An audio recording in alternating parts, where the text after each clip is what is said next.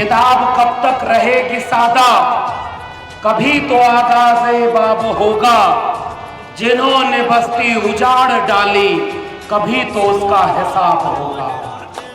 कि 1 जून को जब फैसले की घड़ी हो तो आप उस जालिम हुकूमत के खिलाफ अपना सियासी फैसला लीजिएगा जिसने इंसान को इंसान से बांटा और नफरत की आग फैलाई।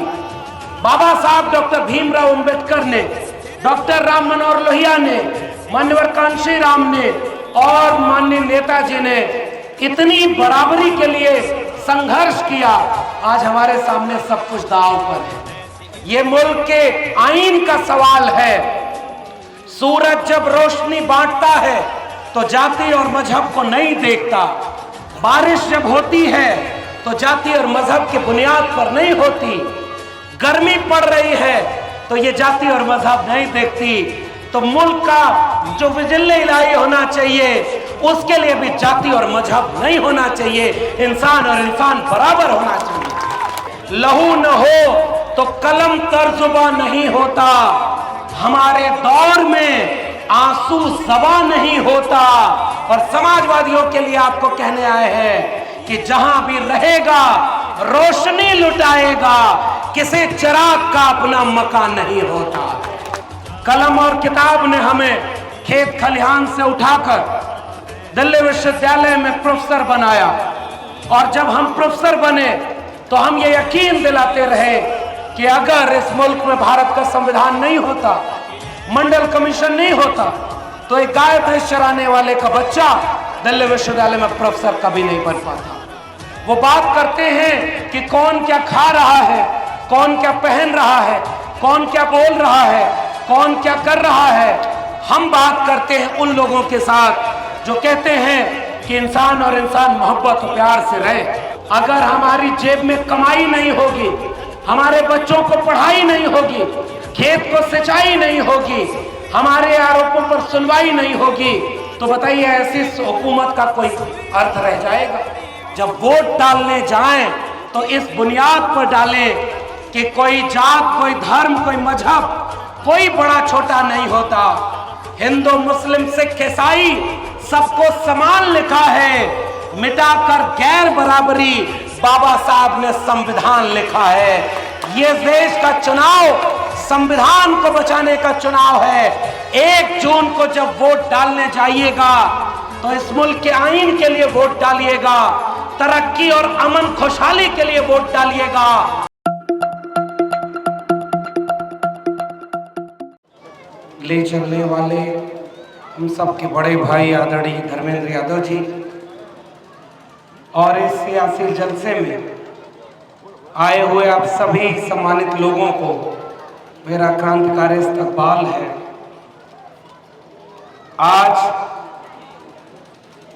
इस जलसे को रखने के पीछे एक ही मकसद है कि इस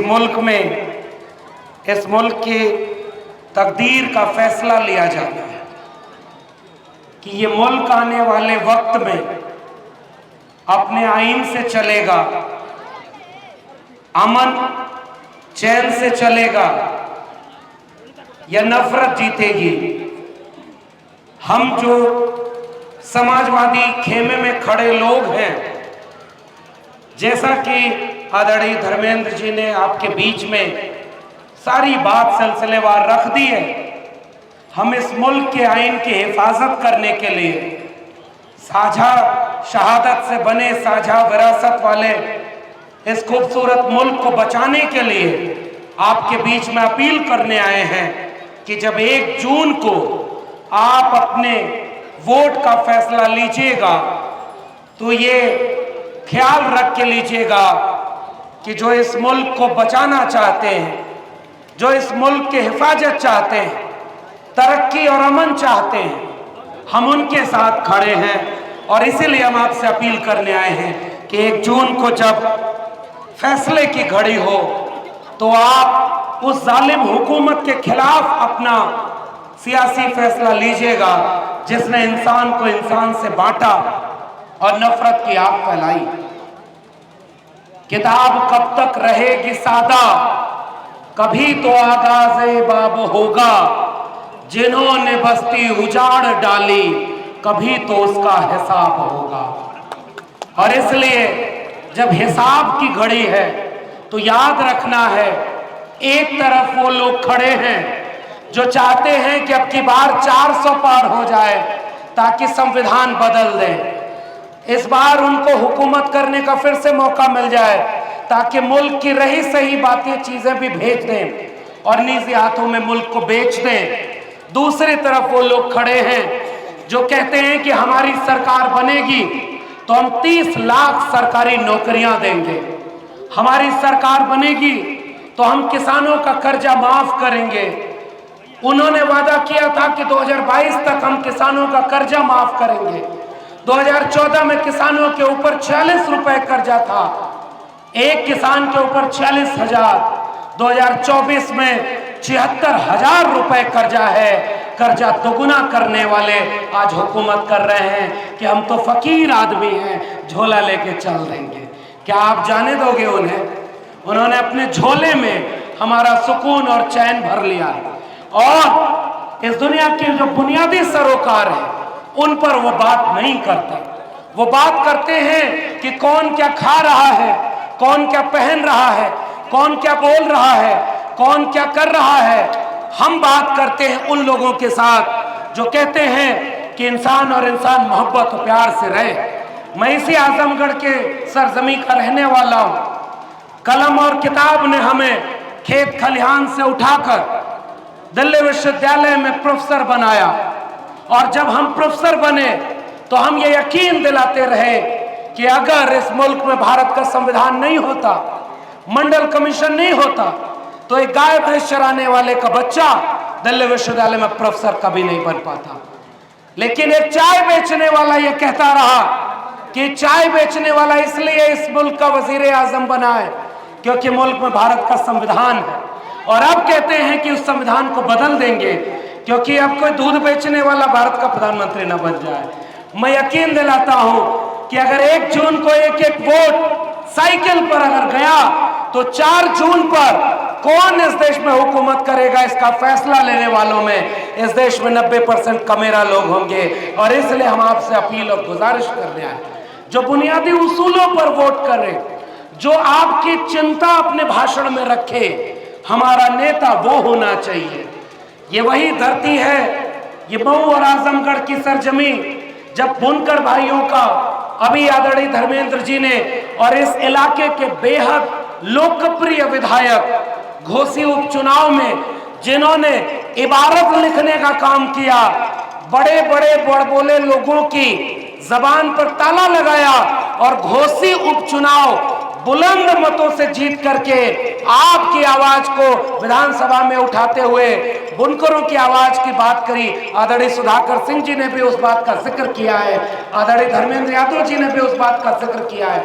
मैं भी उस बात की तायीद करता हूं, जब आप अपने बीच के सरोकारी लोगों को सदन भेजते हैं तो आपके बुनियादी सवालों को उठाते हैं। जैसे नेताजी की जब सरकार थी, नेताजी को याद करते हुए मैं अक्सर भावुक हो जाता हूं क्योंकि इस धरती को बहुत गैर बराबरी थी।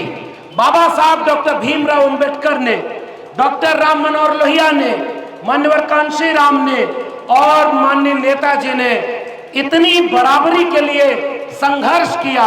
आज हमारे सामने सब कुछ दांव पर है। रफीकुल मुल्क, इंसाफ और इंसानियत की पैरोकारी करने वाले नेताजी की जब सरकार रही तो उन्होंने फ्लैट रेट का कार्ड बना दिया और 72 रुपए में बिजली देने का काम दिया था ताकि बुनकर भाइयों को उनका अपना वाजिब हक मिले। और ये सरकार उस रेट को 1000 से 2000 करने का काम की थी कि नहीं की थी? फिर से लड़ाई लड़नी पड़ी और तब 400 रुपए के ऊपर आज देना पड़ रहा है। मऊ और घोसी के लोगों, अगर हमारी जेब में कमाई नहीं होगी, हमारे बच्चों को पढ़ाई नहीं होगी, खेत को सिंचाई नहीं होगी, हमारे आरोपों पर सुनवाई नहीं होगी, तो बताइए ऐसी हुकूमत का कोई अर्थ रह जाएगा? इसलिए हम इंडिया गठबंधन के साझा बैनर के तले पढ़ाई, कमाई, दवाई, सिंचाई, महंगाई और सुनवाई की बात करने वाले समाजवादी परचम के नीचे खड़े होकर आपके सामने गुजारिश करने आए हैं। ये मुल्क के आईन का सवाल है। सूरज जब रोशनी बांटता है तो जाति और मजहब को नहीं देखता। बारिश जब होती है तो जाति और मजहब के बुनियाद पर नहीं होती। गर्मी पड़ रही है तो ये जाति और मजहब नहीं देखती। तो मुल्क का जो विजिले इलाही होना चाहिए उसके लिए भी जाति और मजहब नहीं होना चाहिए, इंसान और इंसान बराबर होना चाहिए। और इसलिए हम बड़े नाज और फक्र से कहना चाहते हैं कि ये जो झंडे आपके सामने दिख रहे हैं, चाहे कांग्रेस पार्टी का झंडा हो, चाहे समाजवादी पार्टी का झंडा हो, चाहे तमाम संविधान बचाने वालों का झंडा हो, ये आपके सामने कहने आए हैं लहू न हो तो कलम तर्जुबा नहीं होता, हमारे दौर में आंसू ज़बा नहीं होता। और समाजवादियों के लिए आपको कहने आए हैं कि जहां भी रहेगा रोशनी लुटाएगा, किसी चिराग का अपना मकान नहीं होता। इसलिए हम उजालों की बात करने वाले लोग अंधेरों के खिलाफ एक जंग लड़ रहे हैं। एक अंधेरा जो इस मुल्क को मजहब के नाम पर बांट करके हमारे असली मुद्दों से भटकाना चाहता है, ताकि कोई ये सवाल न पूछे कि बताओ 2 करोड़ रोजगार का क्या हुआ, बताओ 15 लाख का क्या हुआ, स्मार्ट सिटी स्मार्ट गांव का क्या हुआ, बुलेट ट्रेन का क्या हुआ, बताओ कुछ मिला क्या। तब इसलिए एक आखिर में चूंकि सियासी चलता है, बहुत ज्यादा तकरीर नहीं, मैं गांव का एक किस्सा सुनाकर आपसे विदा लूंगा। गांव में हम लोग भैंस गाय पालते हैं। गांव में अंधेरी रात में जब भैंस चुराने वाले चोर आते हैं तो चोर अंधेरे में क्या करते हैं कि भैंस के गली में जो घंटा होता है उसको एक चोर निकाल लेता है और वो अंधेरे में पूरब भागता है और बाकी चोर भैंस लेकर पश्चिम दागते हैं। जब घर वालों की नींद खुलती है, गांव वालों की नींद खुलती है, तो वो उधर भागेंगे जिधर से घंटी की आवाज आ रही, आए भागेंगे ना। और जब वो दौड़ते दौड़ते जाते हैं तो आखिर में चोर घंटी एक जगह फेंक कर भाग जाता है। गांव वाले पहुंचते हैं तो उनके हाथ में क्या आता है, घंटी, और भैंस चुराने वाले चोर दूसरे दिशा से भैंस को लेकर भाग जाते हैं।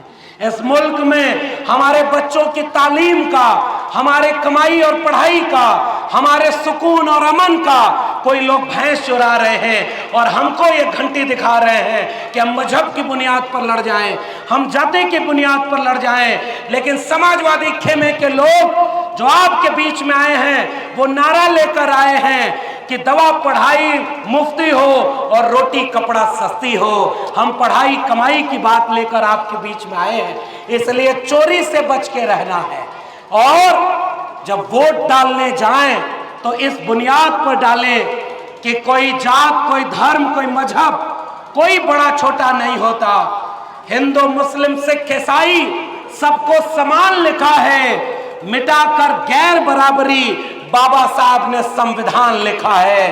ये देश का चुनाव संविधान को बचाने का चुनाव है। 1 जून को जब वोट डालने जाइएगा तो इस मुल्क के आईन के लिए वोट डालिएगा, तरक्की और अमन खुशहाली के लिए वोट डालिएगा। समाजवादी खेमे के लोग आपको यकीन दिलाते हैं, चाहे आजमगढ़ के सांसद आदरणीय धर्मेंद्र यादव जी हों, चाहे घोसी और मऊ के सांसद राजीव राय जी हों, अब केवल दिल्ली की कुर्सी पर तख्त नहीं बदलेगा, तख्त बदल दो, ताज बदल दो, बेईमानों का राज बदल दो। और बेईमानी हारेगी, झूठ हारेगा, सच जीतेगा। इसी यकीन के साथ आप सबको बहुत बहुत शुक्रिया। इंकलाब जिंदाबाद। जय भीम, जय समाजवाद।